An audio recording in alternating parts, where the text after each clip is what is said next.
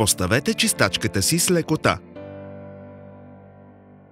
Повдигнете рамото на чистачката. Ако не е възможно, моля, консултирайте се с ръководството на автомобила си. Отстранете износената чистачка.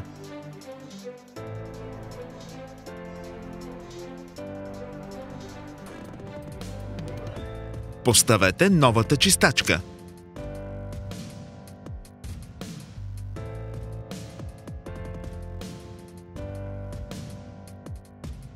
Уверете се, че чистачката е правилно фиксирана. Спуснете рамото с чистачката надолу върху предното стъкло.